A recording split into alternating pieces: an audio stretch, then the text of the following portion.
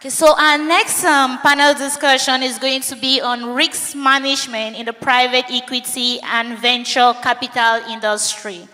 Risk management in the private equity and capital and venture capital industry. So this panel is going to consist of Mr. Adil Lekrafi, the CEO of Alfic and Best Finance. Please, can we put our hands together for him as he comes up? Thank you. On this panel, we're also going to have Mr. Christophe Scalbert, a partner with Adenia Partners. Please, can we put our hands together for him, please, as he comes up on stage? Thank you. And this panel is going to be facilitated by Madame Lindsay Mabe, managing partner with Kibali Partners. Please, can we put our hands together for Madame? Thank you. So please, just to remind us all, this intervention is going to be on risk management in the private equity and venture capital industry.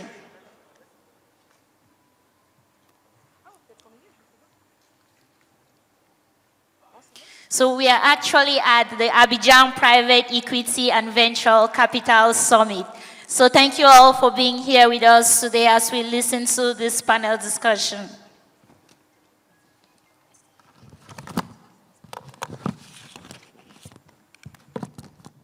Bonjour à tous.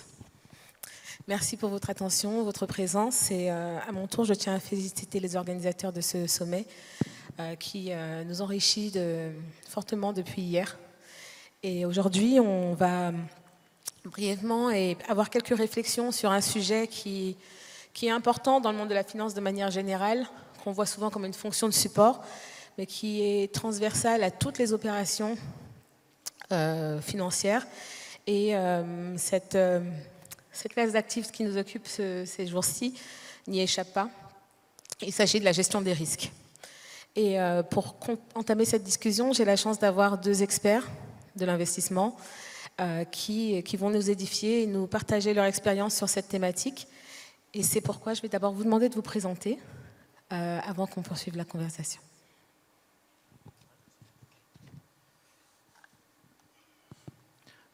Bonjour à tous. Donc je suis Christophe Scalbert, je suis associé au sein d'Adenia, qui est une société de gestion en private equity qui existe depuis plus de 20 ans sur le continent africain. On a démarré avec 10 millions sous gestion en 2002 et on va faire notre final close à 470 millions de dollars dans quelques semaines. On a 7 bureaux, on est uniquement implanté sur le continent. On a des bureaux en Côte d'Ivoire, au Kenya, en Afrique du Sud, au Maroc, à Madagascar, à Maurice, au Nigeria. Et notre stratégie n'a pas vraiment varié, même si les tickets ont augmenté.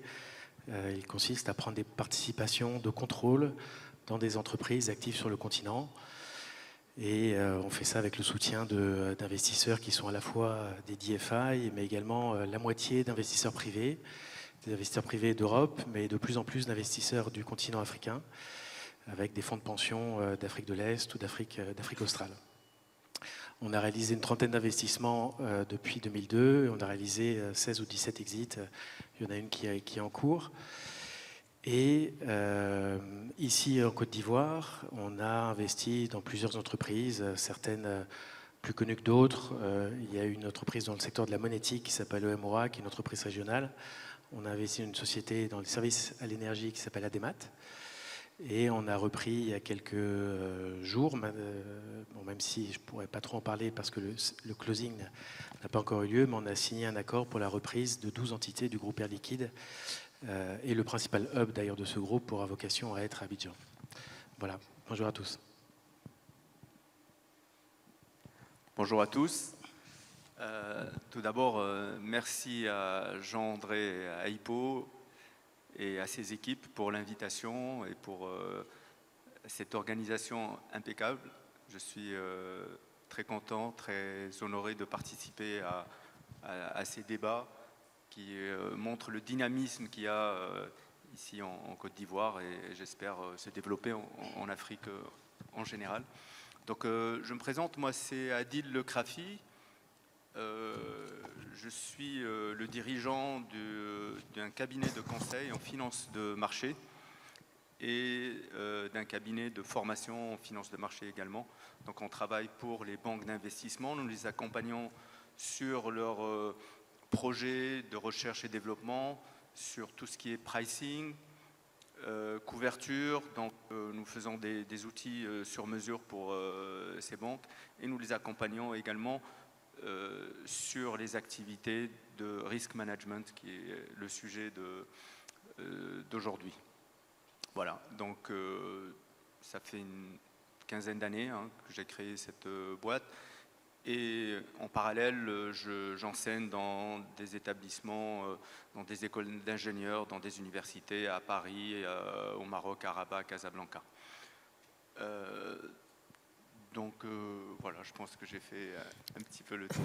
Merci pour la présentation. Très brièvement, je suis Lindsay Mabé et je suis gérante associée d'un cabinet qui s'appelle Kibali Partners qui accompagne les TPE et les PME dans leur croissance en recherchant des financements, mais surtout en les accompagnant à la préparation au financement avec de l'assistance technique. Et nous avons également un bureau d'intelligence économique pour l'industrie créative où nous créons de la donnée. Alors, très vite, pour poser le cadre de cette discussion, je voudrais qu'on essaie d'énumérer, ou en tout cas vous nous donniez les principaux risques associés au private equity ou au venture capital, qui ne sont pas nécessairement les mêmes risques que dans les autres instruments plutôt traditionnels. Christophe, peut-être ? Oui, peut-être pour démarrer, avant de regarder peut-être sur les risques d'investissement eux-mêmes, lorsqu'on discute avec nos limited partners, qu'est-ce qu'ils regardent eux lorsqu'ils choisissent d'investir dans une société de gestion et de soutenir une stratégie. Finalement, il y a 3 types de risques principaux. Le premier risque qu'un investisseur institutionnel va regarder, ça va être un risque opérationnel.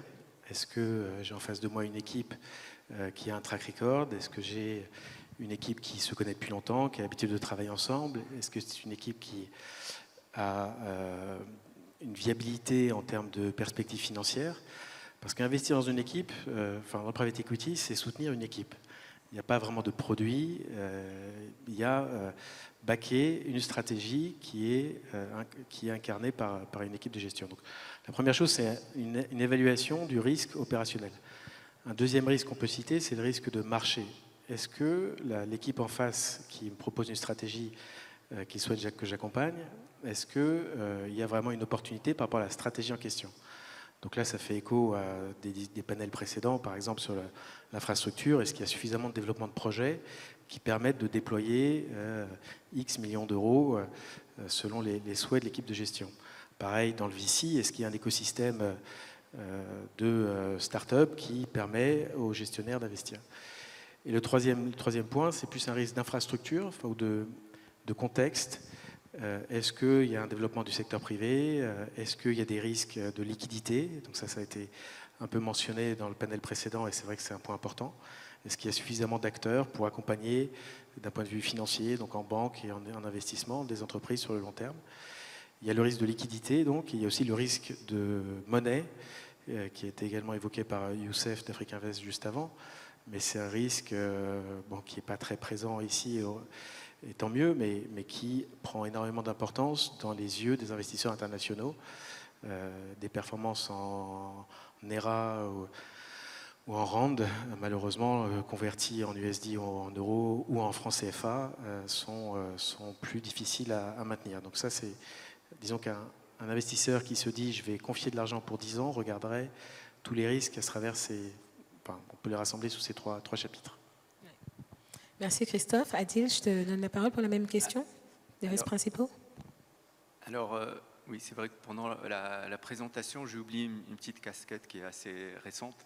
C'est que je fais partie d'un club d'investissement. On investit dans des startups tech. Donc là, ça va être... il y a une pléthore de risques qu'on peut citer, comme a dit Christophe. On peut rajouter tous les risques financiers, les risques de liquidité, les risques de volatilité, opérationnel, les risques de réputation, les risques humains, et ainsi de suite. Alors, le risque est inhérent au financement des entreprises. Voilà. Si s'il y a trop de risques, l'investisseur va être très frileux. Et en même temps, s'il n'y a pas de risque, le rendement ne va pas être élevé. Voilà, comme disent les anglo-saxons, there is no free lunch. Si on veut avoir du rendement, il faut prendre du risque. Et donc le risque, on commence à l'identifier dès la sélection des dossiers. Voilà, on reçoit des dossiers pour des financements de start-up. Ben, ça commence à ce moment-là.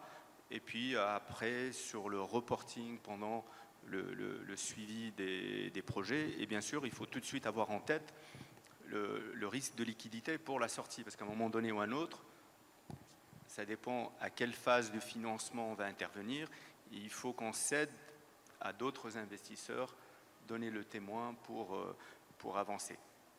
Donc voilà les risques principaux. Après, quand on investit dans une start-up, enfin, la différence qu'on peut faire aussi entre le private equity et le venture capital, c'est sur les start-up, on n'a pas un historique. On vient nous vendre un projet, donc on va miser sur une équipe, sur l'humain. Donc le premier risque, c'est ça, de voir. Nous, on a pour règle, par exemple, de voir comment elle est. Parce que tout le monde a de belles idées. Parfois, on pense que voilà, on va tout révolutionner, mais on voit la constitution de l'équipe. En général, on préfère qu'il y ait plusieurs associés et pas une seule personne. C'est très compliqué. Voilà, tout seul, on va plus vite, mais ensemble, on va plus loin. Et on essaie de voir aussi, une des règles fondamentales, c'est d'avoir, est-ce qu'il y a un CTO ? On investit dans du technologique. Est-ce que le CTO est aussi associé et pas juste une personne qu'on va mettre dans l'équipe? Voilà, c'est des règles qu'on peut établir comme ça pour suivre de manière rigoureuse les risques. Et bien sûr, le but, comme dans tout investissement, c'est de minimiser ces risques-là. Okay. Voilà. Et un risque qu'on voit, en tous les cas, nous, puisqu'on investit sur la partie technologique, c'est le risque technologique. Donc le risque technologique, là on parle de plus en plus de cybersécurité. Voyez, est-ce que l'application est bien verrouillée ? Du jour au lendemain, on peut vous dépouiller complètement. Oui. Voyez, il y a 40 ans, il y a toujours eu de l'espionnage technologique, de l'espionnage industriel. Mais il faut être sur place, ça prend du temps. Maintenant, en 24 heures, on peut tout vous dépouiller. Et puis voilà. Et puis, il y a un autre risque technologique. Je voyais des chiffres, par exemple, sur les startups françaises. Les 3/4 sont fortement dépendantes des GAFAM. Donc, une des GAFAM. Et il suffit qu'il y ait un changement dans leurs règles et tout peut s'écrouler. Il y avait une belle pépite, c'est par exemple Criteo, qui dépendait fortement des cookies qu'on place, les fameuses cookies qui embêtent tout le monde, qu'on place pendant la navigation. Ben, le jour où il y a eu le RGPD et dont on a imposé le consentement avant de pouvoir utiliser ces cookies, ben, ils se sont trouvés embêtés. 2 ans après, Apple, par exemple, a décidé de ne plus mettre de cookies sur son navigateur Safari. Ben, ça aussi, c'est un risque. Et du jour au lendemain, une entreprise qui est très florissante peut s'écrouler rapidement. Donc, il faut avoir aussi ces risques technologiques, de voir est-ce que tous ces risques ont bien été pris en compte. D'accord. Alors, ce qu'on peut retenir, c'est qu'il y a un mix de risques financiers, des risques non financiers. Comme vous l'avez dit, le risque est inhérent à tout investissement, mais il est peut-être certainement plus marqué dans des instruments comme les private equity, comme des classes d'actifs comme le private equity. Et je voudrais enchaîner, en fait, avant de passer sur les bonnes pratiques que vous avez déjà commencé à énumérer, sur les différences qu'on pourrait voir dans d'autres régions du monde. Vous avez tous les deux évolué en Afrique, mais également en Occident. Est-ce que vous voyez des risques qui sont plus marqués dus au contexte africain par rapport à l'investissement ? Alors, je crois qu'il faut d'abord commencer par dire que les fondamentaux sont quand même les mêmes. C'est-à-dire que, quand même les mêmes. Les fondamentaux, c'est-à-dire qu'un investisseur en capital, il va quand même regarder en termes d'outils qu'il va mettre en place pour analyser une opportunité. Il va faire des analyses stratégiques assez classiques. Il va faire des assessments des équipes. Et ça, les outils sont les mêmes. Ce qui va être nécessaire du côté peut-être négatif, c'est d'avoir une vision un peu plus large des risques sur le continent, c'est-à-dire de se dire quels peuvent être, pour revenir, les risques de monnaie, qui peuvent vraiment atteindre et affecter de manière très forte les returns. Et donc, qu'est-ce que je mets en face de ça? Sur des risques de monnaie, il faut peut-être que j'aille sur des business models avec plus de croissance pour y faire face, sur des sociétés qui peuvent exporter, par exemple, sur des sociétés qui ont une différenciation, donc ça veut dire qu'elles peuvent imposer leur prix, qui ont du pricing power, et ça, c'est une vraie protection pour faire face à des mouvements macroéconomiques qui peuvent être impactants. Donc il faut bien identifier ces risques-là et les adresser. Mais de l'autre côté, sur le côté positif, les opportunités sont bien plus importantes. Quand on compare avec des stratégies, alors sur ma classe d'actifs, donc plutôt des sociétés matures, faire du majoritaire, en Europe, vous soutenez une société, vous espérez gagner quelques pourcents de parts de marché. Ici, on peut passer de challenger à leader. Si vous avez les bons instruments, il y a tellement d'opportunités. Et surtout, avant tout, les équipes. Si vous avez une bonne équipe, vous pouvez vraiment transformer des sociétés à une vitesse et d'une magnitude que on a moins en Europe. Donc c'est là où il ne faut pas être défensif. Je partage complètement ce que tu disais sur le risque et la vision du risque. Notre métier, c'est de prendre des risques. C'est ça, fondamentalement. Mais c'est les regarder en face. Et ensuite, avoir peut-être les mettre, les gérer en les positionnant là où il faut. Quand je dis ça, par exemple, nous, dans notre stratégie, on fait du majoritaire. Donc, c'est pas une stratégie, il y a plein de stratégies qui sont différentes, chacune à sa place. Nous, ça nous permet quelque part de gérer le risque de liquidité.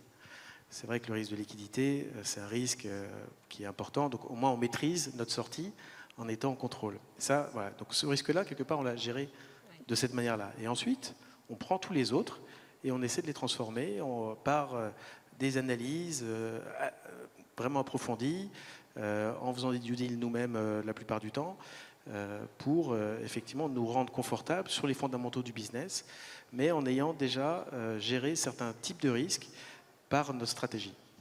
Le fait d'être majoritaire, ça vous donne aussi la main sur le management, sur les opérations, la maîtrise des coûts et tous ces éléments internes qui...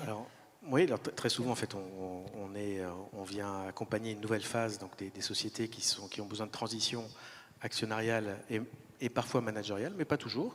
Donc c'est à peu près dans la moitié des cas où finalement un entrepreneur souhaite céder la main et finalement souhaite également partir.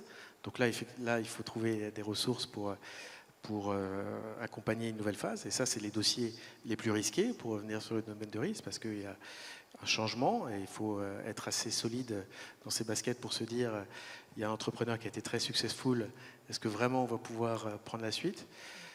Donc on essaie d'avoir des éléments de continuité en associant l'équipe de gestion, en leur permettant d'accéder au capital pour aligner les visions, et puis on va effectivement faire venir ou promouvoir quelqu'un de l'interne, ça s'est arrivé plusieurs fois, ou alors faire venir quelqu'un de l'externe. Mais c'est vrai que ça nous donne la possibilité, en fait, notre stratégie d'investissement, elle est très liée à l'amélioration opérationnelle, et donc d'avoir le contrôle, ça nous permet d'insérer du sang neuf quand nécessaire, pour justement transformer ces sociétés, améliorer leur marge, développer leur business, sans forcément dépendre d'un secteur qui aurait des taux de croissance peut-être attractifs, mais ce n'est pas forcément suffisant. Merci.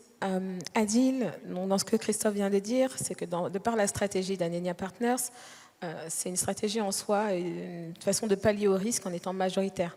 Dans tes investissements et dans ton approche, quels sont les outils ou quelles sont les méthodes que tu développes pour pallier à ce risque? Alors nous, on ne va pas avoir la même approche. Alors c'est vrai que lorsqu'on est majoritaire, on a la main sur tout pour mieux contrôler.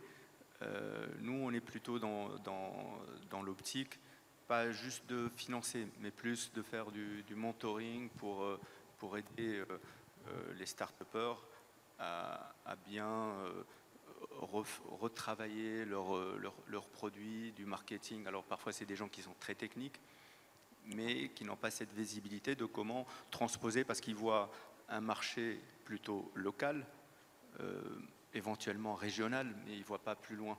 Comment le transposer, par exemple, au marché européen, au marché américain. Ça, c'est aussi un autre souci, cette segmentation du marché que nous pouvons avoir en Afrique. Il faut qu'il y ait une intégration un petit peu plus forte pour avoir, voilà, quand vous êtes aux États-Unis, vous montez une start-up, tout de suite, vous avez rapidement un marché de 350 millions de consommateurs, en Europe aussi 500 millions. Mais ici, parfois, c'est des petits marchés de 5-10 millions. Et donc, c'est là aussi où on va intervenir. Donc, l'idée pour nous, ce n'est pas la même stratégie de dire on veut absolument être majoritaire, mais accompagner.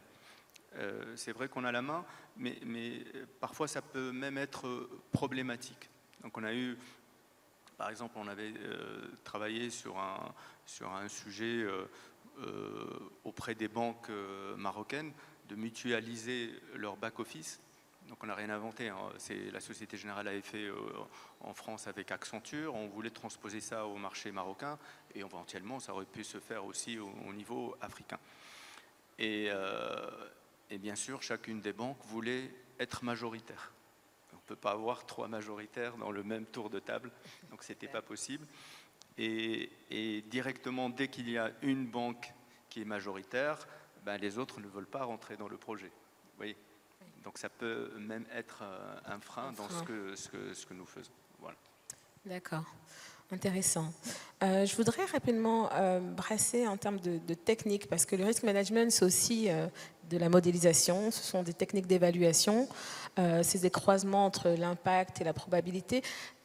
Comment on fait dans un contexte africain, parce que c'est le sujet qui nous occupe, pour appliquer ces modèles d'évaluation, ces modèles, cette modélisation, quand on n'a pas forcément assez de données?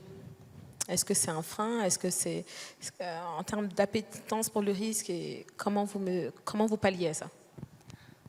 Alors c'est vrai que bon, pour l'analyse des dossiers, comme disait Christophe, ça ne change pas énormément.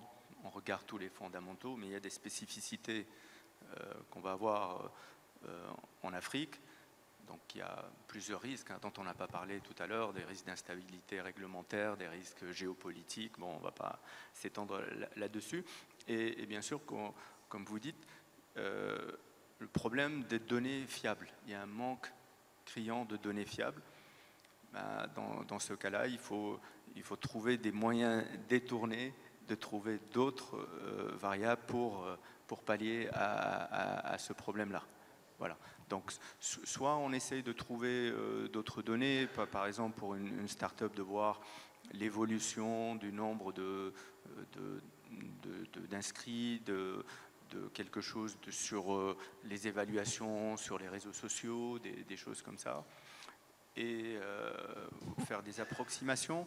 Et en dernier recours, ce qu'on peut faire, c'est vraiment des simulations. Voilà. Si on veut vraiment utiliser des outils qu'on utilise dans des banques d'investissement, c'est de simuler on va dire des variables, des facteurs de risque. Oui.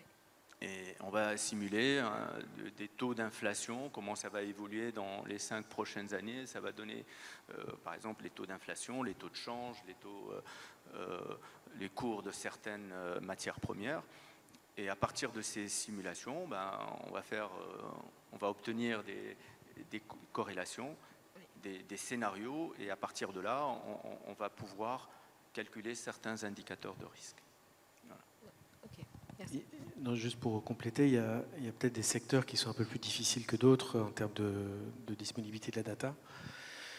Par le passé, on a regardé le secteur des biens de consommation et on avait du mal à vraiment challenger le taux de pénétration de certains produits qui nous ont été mentionnés par la société. Et donc finalement, on a refait une étude de marché en prenant 1000 détaillants, regardez. Donc il n'y a peut-être pas la donnée tout de suite disponible, mais il y a tous les outils sont là aussi pour la reconstituer. On peut aussi parfois essayer d'utiliser d'autres statistiques, comme les statistiques d'import qui peuvent être utiles lorsque ces biens sont importés. Enfin bref, il y a moyen de reconstituer, mais ça nécessite de comprendre les dynamiques en place, d'être implanté localement, de faire des due deals voilà, en prenant son temps aussi. Mais il y a vraiment rien d'impossible. C'est toujours un peu d'astuce et beaucoup de travail. Mais c'est très intéressant ce que vous dites, et c'est vrai que, et ça a été dit dans un panel précédent, c'est que l'expérience de terrain, finalement, c'est le meilleur moyen de mitiger le risque. Mais comment on fait pour attirer des investisseurs étrangers qui n'ont pas de maîtrise du continent africain? Et aujourd'hui, il y a 25 private equity, je pense, en Côte d'Ivoire, si j'ai bien compris. Comment on fait pour les rassurer, eux qui n'ont pas cette maîtrise terrain, qui n'ont peut-être que ces modèles et ces techniques pour apprivoiser le terrain cible? Alors, comment les assurer, comme disait tout à l'heure le responsable des PPP, M. Kayato, je crois. Si les gens ne sont pas satisfaits, ils ne reviennent pas. Et si on voit que beaucoup d'autres gens ne sont pas satisfaits dans tel hôtel, ils ne vont pas venir dans tel hôtel. Donc voilà, donc c'est le risque de réputation. Et pour pallier à ça, il y a plusieurs axes qu'il faut travailler au niveau des autorités gouvernementales. C'est bien sûr proposer une certaine stabilité juridique et réglementaire. L'investisseur qui va venir, si déjà il ne trouve pas des données statistiques, des séries statistiques assez longues pour se projeter, etc. Et en plus, on lui dit les lois de finances changent tous les 2 ans, il a besoin d'avoir cette visibilité sur le moment où il va sortir. Donc ça, c'est vraiment primordial. Une autre chose qu'un investisseur étranger va chercher, comme je disais tout à l'heure, l'un des éléments clés, ce sont les fondateurs d'une start-up, d'une entreprise, et après quand elle va grandir, c'est les ressources humaines. Quels sont les talents? Est-ce qu'on a les talents? D'accord? Et des talents de haut niveau. Je ne parle pas juste d'avoir une main-d'œuvre à peu près qualifiée, mais des gens qui ont de grandes formations. Donc il faut construire tout un système d'enseignement éducatif, de recherche. Et quand je dis ça, pareil, pour attirer ces gens-là, il ne suffit pas de construire une école. Pour attirer les meilleurs enseignants, les meilleurs professeurs, chercheurs, lui aussi, quand il veut venir dans un pays, il veut savoir si autour de son université, est-ce qu'il y a des écoles pour ses enfants, est-ce qu'il y a un hôpital qui n'est pas loin, etc. etc. Oui, donc il faut vraiment tout un écosystème à construire pour attirer ces investisseurs. Ok, Christophe? Peut-être, oui, là-dessus, quand nous-mêmes on essaie de convaincre des investisseurs, ce qu'on essaie de mettre en avant, c'est plusieurs choses qu'ils ne voient peut-être pas dans certaines géographies. C'est la croissance des sociétés. Ça, c'est clair que c'est attractif. On est ici en Côte d'Ivoire où on a cet environnement macroéconomique qui est très porteur. Mais au-delà de ça, c'est la qualité des returns. Il y a le montant des returns, mais il y a leur qualité aussi. C'est-à-dire qu'effectivement, c'est un coût de rentabilité-risque, mais dans la rentabilité, est-ce qu'elle se fait, cette rentabilité, avec beaucoup d'effets de levier? En Europe aujourd'hui, ça n'échappe à personne que l'augmentation des taux actuels, elle rend difficile l'activité de private equity classique. Sur le continent, on fait de la performance sans levier. Et ça a beaucoup de valeur. Donc ça veut dire qu'il y a une performance qui est aussi plus saine, quelque part. C'est un deuxième point. Et le troisième point, je pense qu'il y a aussi un track record que montrent beaucoup de gestionnaires aujourd'hui actifs sur le continent, c'est la résilience des performances. C'est un mot qui est à la mode pour de bonnes raisons, c'est qu'il y a beaucoup de chocs macroéconomiques. Et aujourd'hui, il est possible de montrer sur des portefeuilles et différents vintages qu'il y a des gestionnaires qui ont délivré de la performance à travers des cycles et à travers des contextes un peu délicats. Et donc ça, c'est des choses qui résonnent très fortement auprès de n'importe quel investisseur. Ce sera toujours difficile de se battre contre des investisseurs, avec des investisseurs américains, d'aller les chercher quand ils peuvent se baisser, ils ont du 15% net. c'est quand même un autre monde, mais pour des investisseurs africains continentaux, pour des investisseurs européens, il y a vraiment une carte à jouer. Super. En tout cas, avant de vous libérer, moi ce que je retiens, c'est qu'il y a certes plus de risques, mais aussi plus d'opportunités, plus de retours, en tout cas potentiel de retours et des retours de meilleure qualité. Maintenant, peut-être que vous pourriez édifier l'audience en partageant sur une note finale une bonne pratique ou un conseil pour les parties prenantes des fonds d'investissement ici en Côte d'Ivoire pour améliorer leur gestion des risques, leur gouvernance interne, de par votre expérience ici en Côte d'Ivoire.